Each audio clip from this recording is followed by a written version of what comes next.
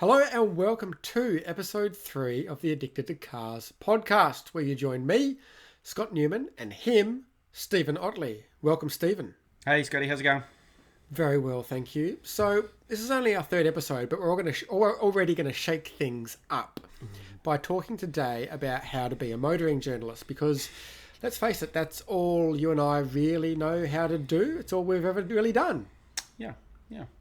Okay, so... But in chef in my spare time, but I never got paid for that, so... Oh, well, not yet. You've still got time. Baker, not chef, I should say. So it's obviously a profession that a lot of people would like to be a part of, that a lot of people are interested in. So I thought what we'd do today is... And probably a lot of misconceptions too. Yeah, I think a lot of misconceptions, good and bad. Yeah. So hopefully today we'll clear up some of those by talking about our respective journeys. To try and, if you're new to this podcast and have never heard of us before from, obviously local, the work that we do, then you'll go, oh, okay, I know something about those guys now and why they talk about cars, but also hopefully to give people an understanding of how this industry works, how it's changed over our careers, and just hopefully some of these lessons will also help you in other industries as well. So why don't we start with you, Steve? So when did you first want to be a motoring journalist, or when did you first go, that's a thing like I could do or I'd like to do? Yeah. That's a good one. I guess we'll go age before beauty. Always. That's a really good point. For me, I guess it started, when I was a kid growing up, right? I was going to be a racing car driver. Unfortunately, it turns out you either needed to have lots of talent or lots of money, or preferably both. Unfortunately, I had neither.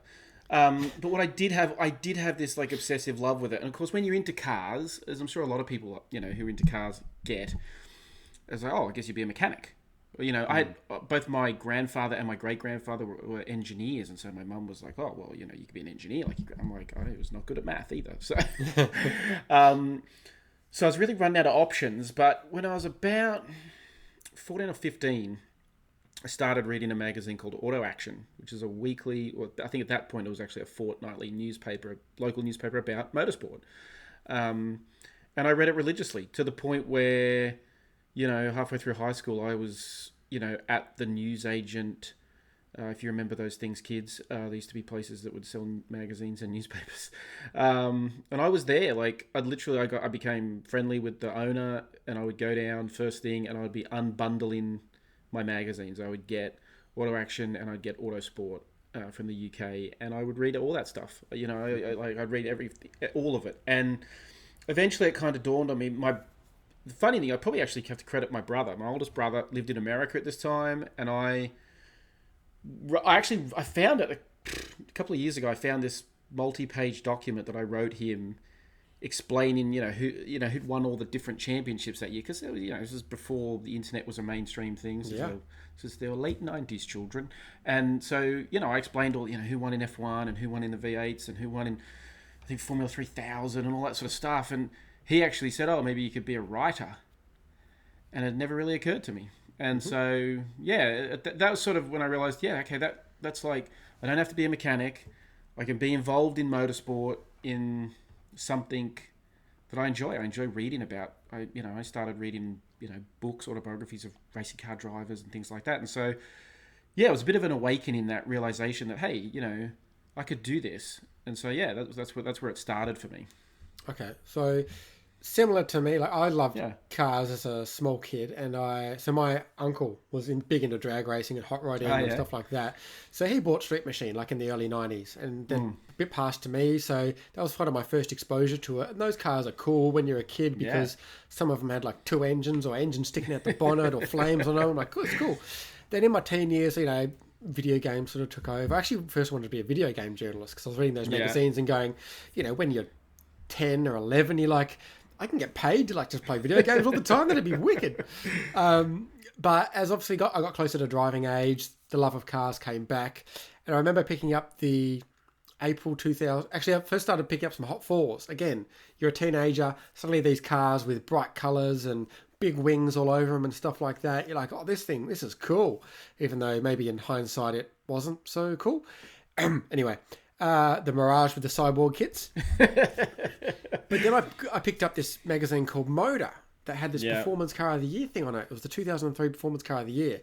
And reading about all these sort of exotic cars, they took them to runways and around racetracks, and there were shots of cars going sideways. I went, what is this? Like, what is this planet, and how do I get to be a part of it? So that basically set me on the path. And from then on, like you, every month you buy Motor, you buy Wheels, you buy Car, you buy Evo, all the magazines, and just immerse yourself in it. So that I think all of us have that switch when you go, okay, this is, you find your calling, I guess, which is the cool thing, whatever that may be.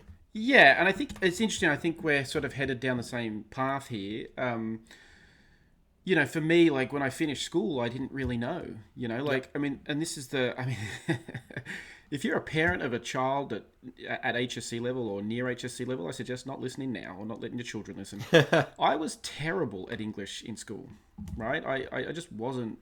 You still are now. Yeah, I speak good. How dare you? I just wasn't interested in the topics, right? The subject matter, and so. Yeah, for me, when I left school, it was incredibly fortuitous that I was, my recently departed mother was telling me that I should do a bridging course so I could get to university to study journalism, and I was like, okay, cool. And then luckily for me, a job came up, out of all places, Auto Action.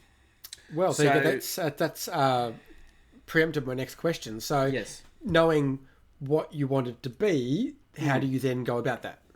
Yeah, so for me, what happened was I finished school. Like I say, I didn't really know what I wanted to do per se. Like it was still, being yes, I read Auto Action. There was also a Motorsport News at the time. Autosport in the UK was, a dream. All that sort of stuff. You thought, oh, how do I do this? How do you turn this sort of concept into an actual practical reality, a job? I was very fortunate. I grew up in Sydney and, in really sort of suburban Sydney. And it happened that not that far from me was a company called Chevron Publishing. Now, if you're into motorsport, you would probably know that name. They, famously produced the Great Race book. It was an annual book around Bathurst. They would do annual books around, the motorsport season. They had a magazine called Motor Racing Australia. And they would sell highlight videos, that sort of thing. And I had a bunch of them. So I knew exactly who Chevron Publishing was. And I knew them because they were literally at a house not that far from where I grew up. And so I just asked. If I could help out. And I started literally working for nothing. I was just, effectively, you'd call it work experience or unpaid internship or whatever it was. It involved a lot of filing of photographs and things. But then the real turning point for me was meeting a guy called Bruce Moxham. I did a course. It was a after hours course, and I always make sure I shout out Bruce and Steve Normally, who worked for Chevron. So I did this course with Bruce. It was like a night course for journalism. It was like how to be a journalist, and so he basically opened the door, he got me in to talk to Steve, who was the editor there at Chevron, and said, can I help out? And I said yes. And so that was it. I got that opportunity. And because I got that opportunity, when that job came up at Auto Action, it was like, the editor at Auto Action was able to talk to Steve Normally, who he knew, and say, well, can you vouch for this guy? And having that experience, having done it for 6 months, going in a couple of days a week, every week for 6 months. Now, I was very lucky. I was in a fortunate position where I could have a paid job a couple of days a week. I was still living at home. I was like 18, 19 years old. So I was, still young. And it just opened that door. It involved, I got the job at Auto Action in early 2001. And the rest, as they say, is history. Yep. So I was probably working alongside the team at Motor Magazine that produced that Performance Car of the Year 2023, because they were all in that same office down in Ottley in Melbourne. Yeah, that's exactly right. So as we go through this, I think I'm going to try and take away some key points, and I'm going to tell my story, bit of this story now, which funnily enough, while it's different to yours, while I want to do that is because I think there are commonalities as we go along. Yeah. That I think anyone wanting to get in the door now or in any industry can hopefully learn from our experience and some of our mistakes. So in a way, very similar. So the door for me opened. So again, I finished and went, I want to be a motoring journalist. So I actually started going to university to do journalism. I didn't think, I only wanted to be a motoring journalist, right? I didn't want to be a news journalist or a reporting journalist or any, I had no interest. So I was doing journalism to be a motoring journalist, but I didn't think that was very likely. So I did business finance as well, because I thought, well, at least I can go and get a job that earns some money, hopefully. But anyway, so I did that. And then during that time at school, one of my best mates, shout out to him because I know he listens, is Simo Robinson. Mm-hmm. And the name Robinson might ring a bell because he is the nephew of Peter Robinson. Right. Who is like, if you're into motoring journalism or motoring writing, Peter Robinson. He was editor of Wheels Forever, editor at Larger Autocar, one of the preeminent figures in the industry. Yeah. Right? Anyway, so he emailed me because they wanted to talk to younger people about what they wanted to read about in magazines. So Sam said, a friend of mine really likes reading Wheels and Motor. And then Peter said, have you ever thought about doing work experience? Exactly like yourself. And you go, well, yeah, but what? Yeah. Who do I call? So he said, similar to you, he put me in touch with Jed Bulmer. Yep. And just like yourself, again, this is the common themes. Like suddenly Peter Robinson's going to Jed. There's this young kid who's interested. Can you do some work experience? So I flew myself up to Sydney for a week. And like you, just sat in the office. They were on deadline. So I got to stuff up a couple of bits of the magazine.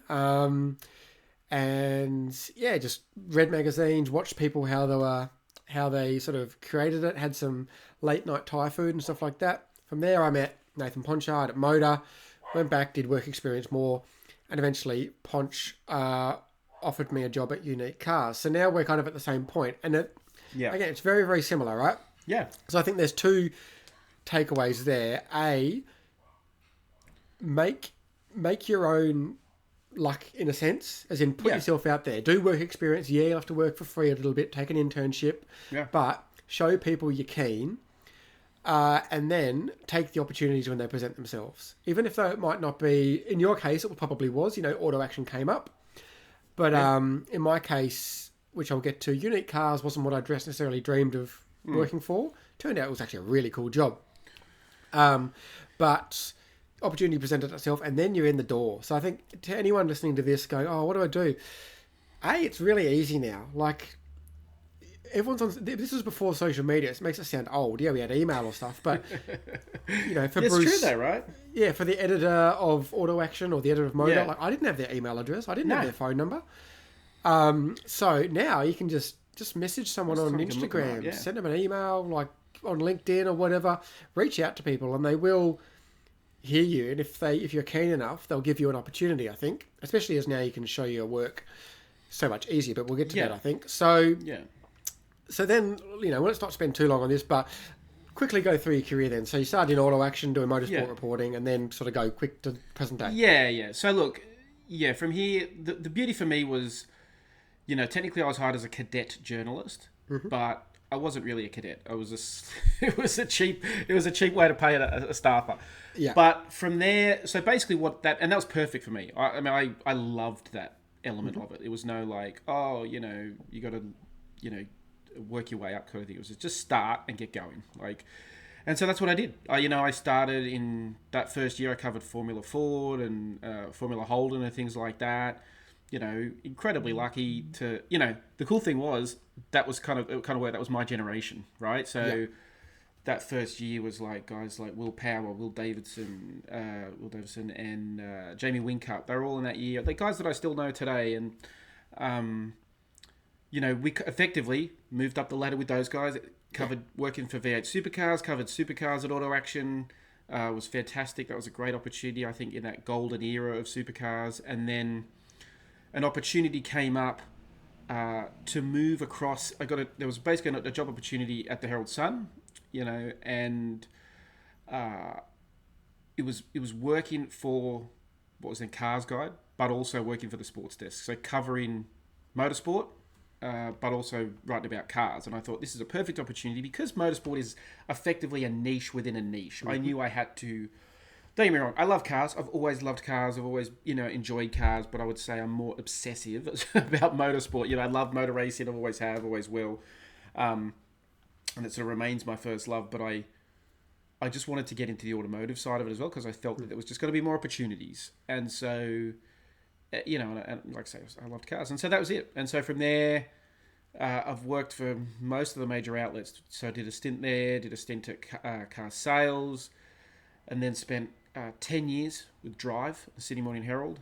And then just ironically, just before the pandemic, went freelance and, worked for a variety of different outlets since then. And so that's really my career in a nutshell. And I think, a takeaway from that is, for me, is you just got to take a chance and go with it sometimes. Mm-hmm. So the job at Auto Action when I started was in Melbourne. Yep. I moved to Melbourne. I was 19 years old, moved to Melbourne, lived on my own for the first time, which was great. These maniacs paid me money to go and watch car racing. so I was brilliant. But then Auto Action moved back to Sydney. So I moved just back to Sydney. I thought this was great. And then the opportunity came up to get into the automotive side with the Herald Sun. But that's in Melbourne. So I moved back to Melbourne. So right. I sort of crisscrossed the country. But if I hadn't done that, I'm not where I am today. And so sometimes you have to do the harder thing. You have to take that chance and go with it. If the opportunity had ever risen to go and work for one of the Euro, the English magazines, like say an Auto Action or a Car or Eva or any of that sort of stuff, I probably would have taken it. I probably would have, particularly when I was young, I probably would have uprooted across the other side of the world. It was a dream to go and spend a year covering F1. I would have, grabbed that with both hands, even if I was covering, Formula 3, I would have grabbed it. So yeah, I think that's a lesson for everyone. Is like you say, sometimes you just got to make that call. Worst thing they say is no, and you're in exactly the same position. But if they say yes, your foot's in the door, and then sometimes when you walk through that door, it'll just take you to different places, and you got to be sometimes just willing to take that risk. Yeah, so exactly. What about you? Yeah, same. I'm a Tassie boy, born and bred, but yeah, exactly the same. The job was in Melbourne, and at the time I didn't think about it. And why would you? You give it the opportunity to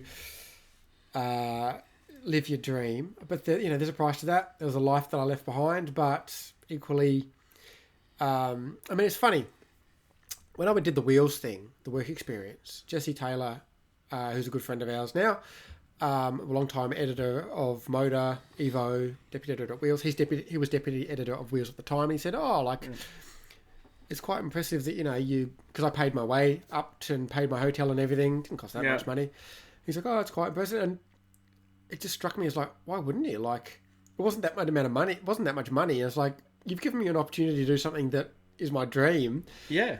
But I guess maybe they'd seen other people come through and not be as enthused, or, some people have been placed on work experience. So I guess, just take those opportunities. And obviously, especially when you're young, you don't have family and stuff like that to think about. You can be selfish. Do what you want to do. So I did the same, moved from Tassie to Melbourne, been in Melbourne ever since. Very quickly, I went from Unique Cars. I was there for about 2.5 years, a bit more. And you might remember that then they moved all the car magazines to Melbourne, back to Melbourne. Yes, they moved it back to Melbourne. And sadly, like we say, sadly, a lot of the people who had worked on those mags were then rooted in Sydney. They had families, they had kids at school.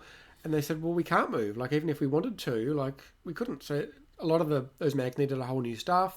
Mm-hmm. That happened with Auto Action. Yeah. I was lucky because I was from Sydney. Yep. Everyone else left. So it was it was a whole new team except for me, and that was obviously good for my career, but it's tough for everyone else. And so, but again, it's one of those opportunities where you've got to sort of understand.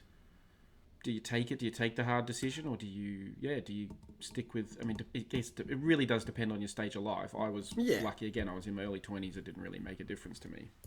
That's exactly right. Yeah. So then I was deputy editor at Motor, or associate editor, sorry, because they'd made the deputy editor redundant, so they couldn't call me that. Like your cadet journalist thing. It's let's just find a title that we can pay these kids.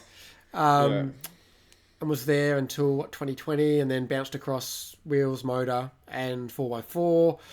Went to become road test editor of car sales for a couple of years. They did a corporate reshuffle and ejected a few of us. And like you, went freelance. And we'll cover this off now. Like, so you chose to go freelance? No.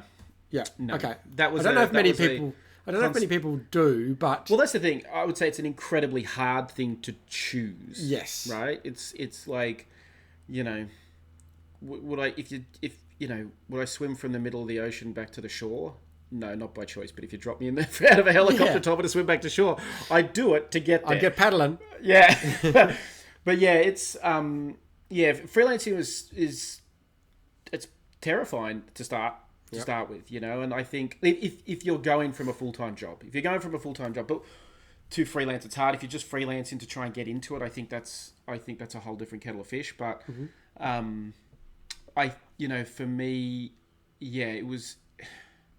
For me, by the time they sort of made a lot of us redundant from the drive side of it, and they consolidated 2 websites into one. Yes. It was, it was kind of scary. I thought, well, how do I stay in this industry? And part of it was like, and again, this is, I guess a takeaway was you sort of enjoy the ride, because I sort of felt like, look, one thing that has changed a lot is this industry. In the last 20 years, magazines have gone from selling hundreds of thousands of copies to being almost non-existent. Motor doesn't exist anymore. Like, Sad. Wheels is not the juggernaut that it once was, and now we've got all these websites that have popped up. But even then, the websites popped up, and that's a very different thing to what the magazines used to be. And so it's always changing, it's always evolving. And I felt like, look, I've done this for the better part of 20 years at that point, and I thought, well, it's been a hell of a ride. If I have to go and get a proper job, I don't know what I'd do. Like, I'm not sure I'm super employable outside of this industry, but I thought this has been awesome. I've loved every minute of this. This has been great. So I'll just try and find something else. But having gone freelance, I think I find it really, really hard to go back and work full time for someone because of to me, like, a big, look, obviously you get immense flexibility and all that sort of stuff, and you're accountable only to yourself, really. Obviously you have clients, but you ultimately, if they, chew you out or whatever, don't ask you to work again, it's because you didn't hold yourself accountable. So I like that side of it, and the diversity. I get to do different things, and it gives me, and I still get to do this job that I love, so, and I really have, like I say, as much as I love motorsport and obsess about it, I've really loved the car industry, and it's been fantastic to work in it for so long. So,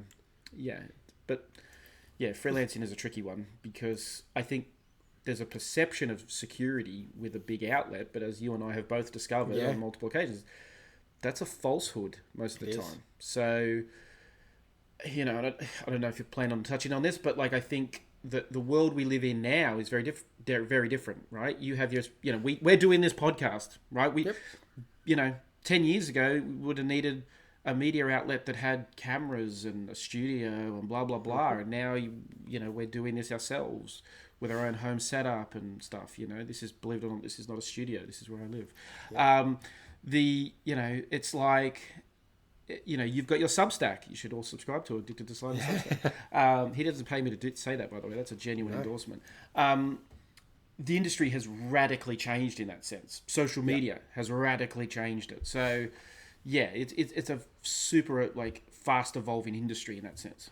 Yeah, it's funny. There's a few things I'll touch on there. The first is, I've got actually written down here as my last point. Remember to enjoy it. 100%. Which I forgot to. I enjoyed it at the time, but like Unique Cars, for instance, when I worked on that, I was so focused on getting to Motor and Wheels, because that was the ultimate dream, to be a road tester and stuff like that.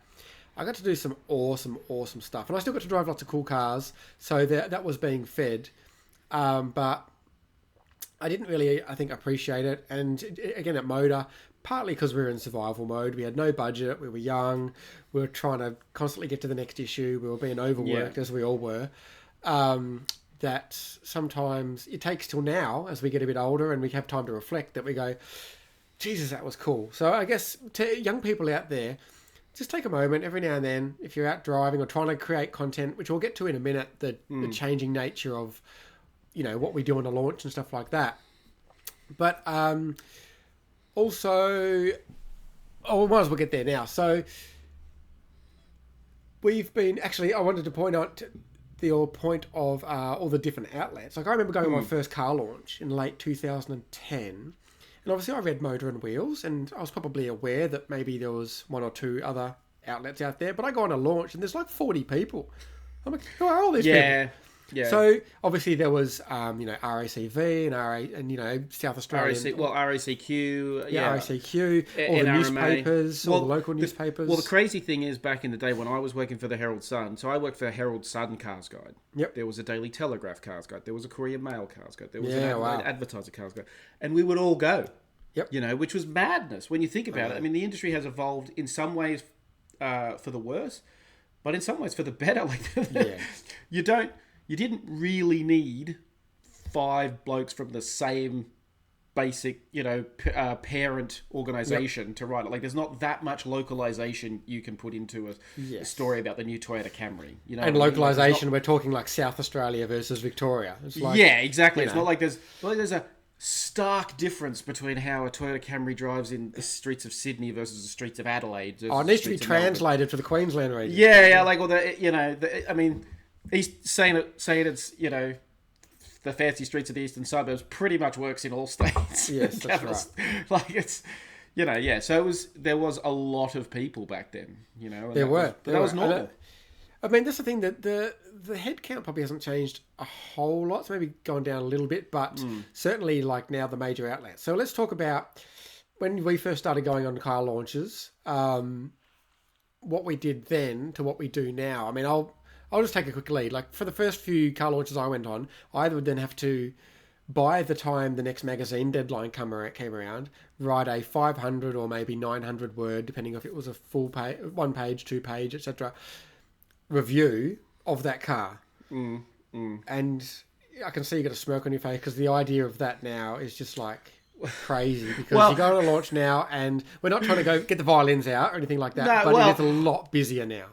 I laugh because the funny thing for me is, when I started, like I say, I worked on Auto Action was a weekly magazine, right? Newspaper style magazine. We would typically do the middle half of it, which was sort of the feature content that would go to deadline on a Friday or a Monday afternoon, and then the rest of the section would go the outer pages, the cover, the main stories, the race reports, that sort of stuff, which is all front and back, would go like Monday or Tuesday. It kind of changed over time, but basically you had 2 deadlines. And when eventually we got to a Monday deadline, and you're talking about racing that finished on a Sunday night. And so and for me, fantastic. It sounds crazy, and it probably sounds absolutely bonkers to young people now, but I like young journos in this game, but I wrote, I think one of my strengths is I write quite quickly. I'm able to get stuff done in a short amount of time, because that's what we had to do. Like, I would go to a race, and I would fly back that night or whatever, get a red eye, and be back in the office Monday morning, and we'd be working 12, 14-hour days to get the thing done. And I'd have to write, like, race reports, like, news stories, cover news stories, briefs, all this stuff. I'd be writing, like, I don't know exactly how much I wrote, but I'd probably be shocked if I wrote less than 2,000 words, 3,000 words every Monday, particularly after a race meeting, because you just had to do it. And I thought, this is full on. And I used to look at Motor and Wheels and go, oh, yes. The lazy month. One day I'll get to a monthly and it'll be so cruisy. And I went from a weekly to... The Herald Sun was effectively had a weekly lift out, but I was on a daily deadline with sport. Like, sport would give me topics, like, write about this, write about that, and I had to do it straight away. But then had this weekly deadline, and then I moved to car sales, which was the internet, so it was like just always there. It was almost like, was that like pre-embargo internet, where it's like we hadn't thought of embargoes yet, so do it immediately. Yeah, and it was crazy. And then I moved to Drive, which had 2 print sections when I started. Plus, I was actually the motoring writer for the Herald Sun, for the Sydney Morning Herald. So I was still reporting to a news desk, but then doing these 2 print sections. And so there was just like, I just constantly added these deadlines. And of course, now everything is just always, there is no such thing as a deadline per se. It's just always due all the time. So yeah, exactly. I mean, again, some things have gotten better and some things have gotten worse. And I think the better is the tools we have, with phones and our own equipment. We can get our own video. We're more self-sufficient. We do, I think, maybe a better job of giving manufacturers an ROI in terms of the scale and the volume of content. It's not just one written piece that appears later. It's, it's some video, it's some audio, it's some this, that, and the other. But, man, you're running around like a, just if you want to make the most of it, you don't have to. But equally, I think if you don't, you're not really in the game anymore. So you're going around with your phone trying to get some video clips for social media and make sure you get some interviews. And I think the bad part of that is, going back to, remember to breathe, is that I think it hurt possibly the outcome of the content, but also the outcome for the manufacturers, in that there is very little time for consideration on the day, which is sad. Like, there's no real time for follow-ups or to sit down with people and have an off-the-record discussion. Rarely. Occasionally there is. But it happens, it's tricky. Like for me, I've adapted, right? So I look at stuff. Yeah, you adapt. And like for me, to use personal example, obviously I do a lot of work for Cars Guide. They do quite in-depth videos. And I've learned one of the great challenges for me was like, how do you deliver a verdict for the video that you usually shoot in on the day you've driven the car? Just a peek behind the curtain. Either you've driven it that day or you've driven it, maybe the day before if you're lucky and you've had a night to sleep on it and that sort of thing. But how do you come up with the, distill it all, look at the specifications, compare it to other cars in the segment, all that sort of stuff, which you can do a lot of that stuff beforehand. And certainly, you're able to assess elements of design and price, and you can get to that stuff. But then to get to that really definitive verdict is difficult. So I've moved to a thing, if eagle-eyed viewers who watch my content might notice, that I no longer do the definitive verdict as a direct piece to camera. Yeah. I do it as a voiceover, so I can do it. So I can go and do it later because we do live in this like super fast-paced world. But you still have to. I mean, social media. There's this expectation now that you got to punch that out as well at the same time, and so it's like, well, then you do kind of have to have some level of verdict, or leave it a little bit open-ended so that you're not. Telling people this thing's great, and then you get back and you go, hold on a second, this actually costs double what I thought it does, because the car I drove was loaded with options, so I think the two things there are, it's really important to do your research now. Like, you could typically go on a launch and I will then be told, like, again, if you're waiting for the technical presentation now to know what the car's all about, too late, because you're probably going to have to talk about it in like half an hour. So, but equally, I think another key takeaway is, in this industry at least, but I think every industry, because it's been so many industries have been disrupted, is be flexible. Again, like, we started out as writers, right? That's what we did. We wrote, and that's all we did. Yeah. And then suddenly video came along, and then podcasts came along, and then social media came along. And, I'm not saying we're sitting here saying we nail all of it, but you've got to embrace it. You've got to look at the challenges. Like, I look at TikTok, and TikTok scares the hell out of me. It makes me feel really old. I don't understand it whatsoever. But, I'm trying, because go where the fish are, right? I could be the world's best writer I could be the world's best print journalist for motoring. No one cares. Like, largely, sadly. Yeah. I mean, we both love it. But if you're still a print feature writer in this country, you ain't getting much work to sustain yourself. There's got to be other outlets. So try and be as adaptable as you can. Yeah, it's tricky. I think. Like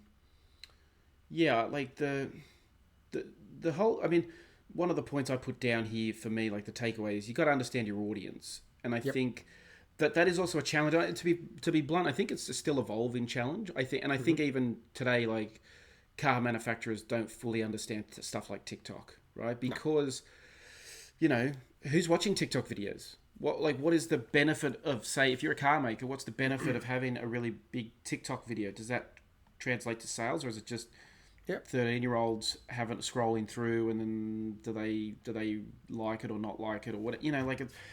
There's so much intangible stuff. Does Instagram have more impact with a car buying public, or is it Facebook, or is it X, or there's so much of it. And I do think, to a degree, the industry is still evolving and understanding that, Yeah, it's so fragmented, and eventually certain fragments will coalesce, but we still don't know, like the car industry itself, we don't know. So you've got to kind of be across everything. Yeah, but you look at TikTok and a lot of the TikTok content and even the Instagram content now, like you look at Formula One even, look at, like a lot of it's just comedic stuff, right? It's like doing jokes with drivers or, pranking the drivers or whatever. And you're like, okay, cool.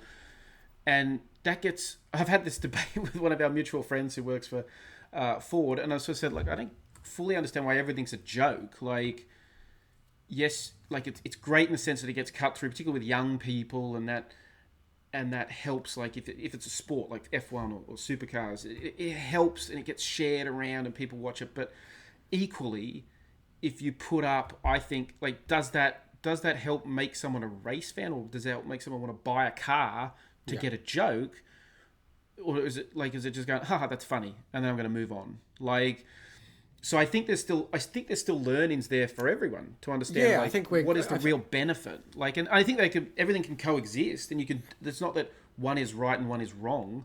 It's that everyone's going to have to manage it along the way and figure out what's best for everything. I think media, both manufacturer media and independent media, there can be an element of like the kids' soccer game, right? There's a big group of people following the ball around. Yeah. And because something happens, so like you say, someone did a reel or someone did a video that got 1 million or 10 million views. I mean, look at Car Wow's drag races, right? Car Wow nailed the drag race concept really early on. So suddenly everyone needed to do drag races. Whereas, like you say, what does that tell you? Like, it's entertaining, can be really entertaining, but amazing. What does it tell you about the car? Like, not a lot for the average car buyer. So like you say, they run over this direction. We said, we need lots and lots of views on all these platforms, and they go, oh no, we don't. Whereas, like you said, I think where a couple of PRs have said they've gone through that journey of, it's not necessarily about a number, it's about the engagement of the audience, and they just have certain ways of, for instance, it might be better to have 100 people listen to this podcast all the way through and be really engaged with it than 50,000 people watch a 4-second reel that doesn't actually say anything. But like you say, both have value, but I suppose that's their job, the PRs, to figure out what their ROI is on the content they want. But I guess going forward, any questions, let us know in the comments, or at Steve Drives Cars on Instagram. I'm addicted to sliding. Give us a message or whatever if there's something you want to know. But let's wrap this up with some of the coolest stuff we've done. And we don't mean that in a certain like rub your face in it way, but there's a reason people want to be in this industry, right? Yeah. Because it's cool. And actually, that leaves me to one thing, but I'll mention before we move on. If you're looking to get into it now, in a way, it's so much easier because, like you say, you have the platforms now. Start a podcast, start an Instagram page, start a Substack. Yeah. Whether you want to write or you want a podcast or you want to do videos. You're so lucky in a sense that you have now the tools. Anyone with a phone can be an automotive journalist, can be a content creator. And I don't mean necessarily just a car spotter. But I think that's find your niche. That to me is the key. I think anyone can be a content creator, and I do think there is, not to sound wanky and gatekeepy or whatever, but I think there is a difference between an automotive journalist and a content creator. Yep. And I think there is that's an important distinction. And I think that's not to say, again, all content creators bad. They're not like us lofty motoring journalists, but like, I think there's an evolutionary step. But I think it is fantastic that people can get out there and do it. We've got friends that have successful YouTube channels reviewing cars. Again, they could not have done 10, 15 years ago, right? That's When right. we started in this industry, to have a video player, you would have had to have a website to have a video player, to then publish it. Whereas now you can make a video, and that's one of the great things about modern internet, is you can make a video and publish it on YouTube, and you can monetize it however you want. But like, it's there to be done, Yep. And so I do think there's a difference between just going, oh look how cool, it's a cool car, blah blah blah, and being a content creator, but also then giving people some substance. And I think that's, like I say, I don't mean to say it in a negative sense, but I think I think it's great that it's there, but I think you still have to do a good job. Just having a car and a phone doesn't mean you still got to make compelling content for people.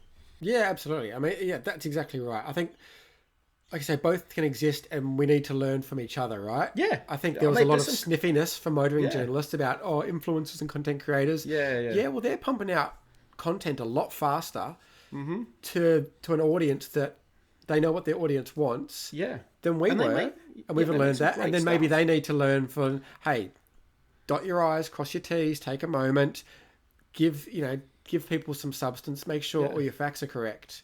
Yeah.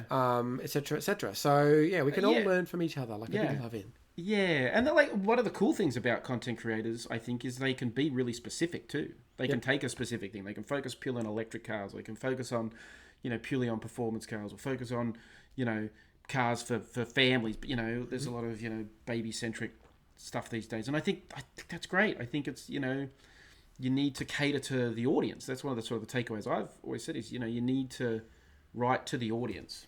Don't write to I sit here and I can talk about how much turn-in understeer a car's got because I've grown I've spent a career talking to racing car drivers, but if I'm testing a Kia Carnival, no one cares 2 cents about what its turn into the corner feels like. No. So you got to sort of understand your audience, and I think that's one Kia Carnival has a surprisingly mobile rear end though. It's good. It's good to drive. Yeah. But I think a lot of content creators have really honed in on that, and so it's something we as automotive journalists can definitely learn from. Yeah. So okay, give us your best couple of experiences that you've had over the years. Yeah. Okay. I mean, it is hard to do this without sounding like a complete and utter wanker.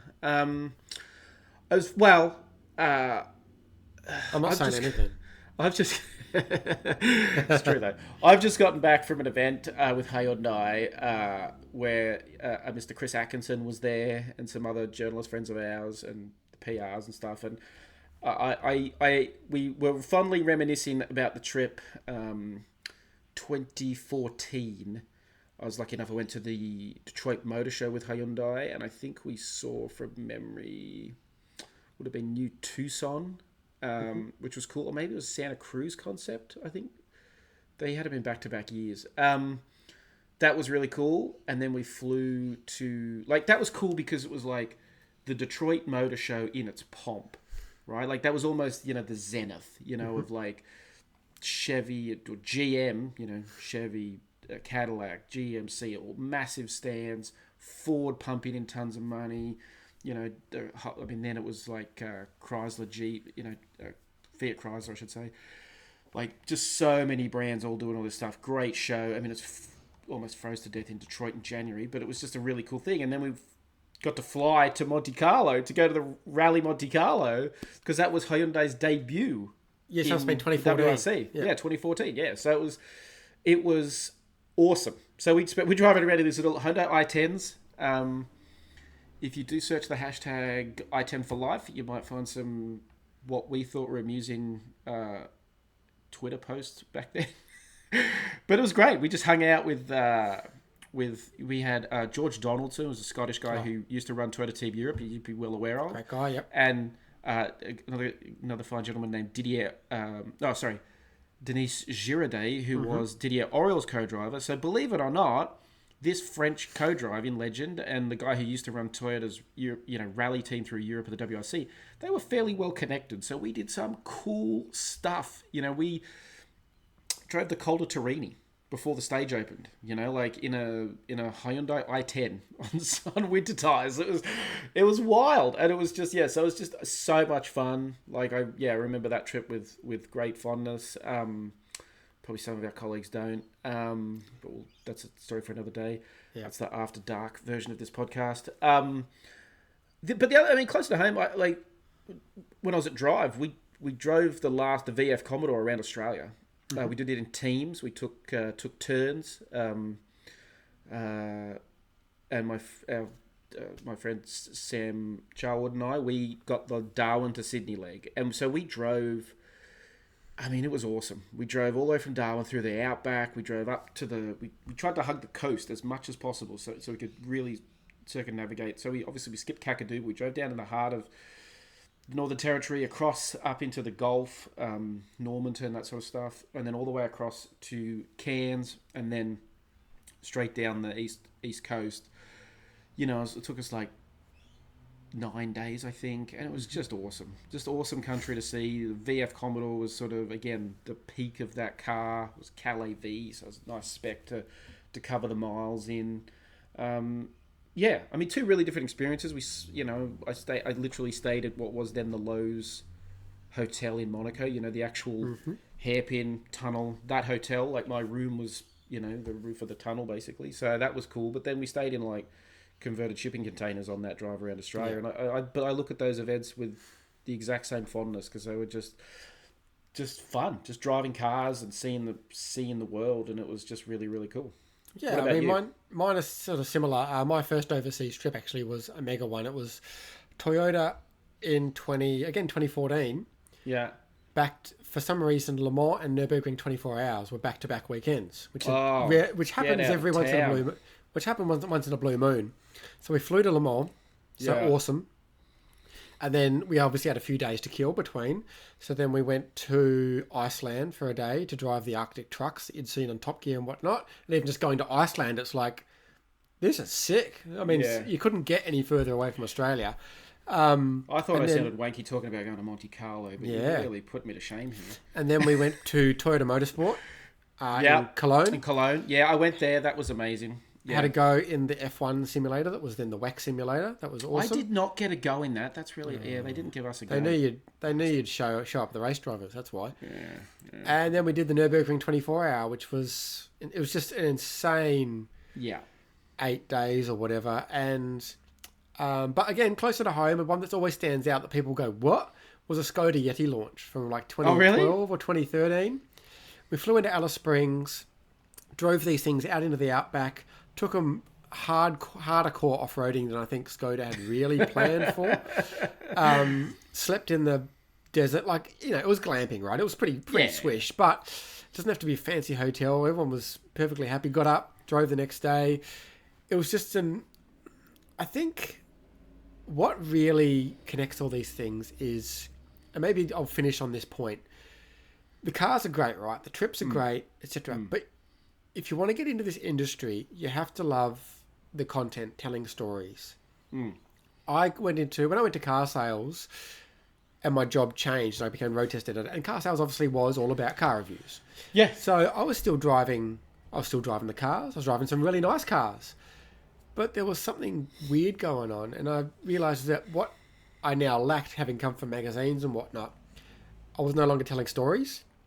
And what I love about being a freelancer is that opportunity now again to not just experience these things, but tell people, whether it be on video or audio or whatever, just to share things with people and basically tell a story, whether it be a manufacturer story or a historical story or a story about the car.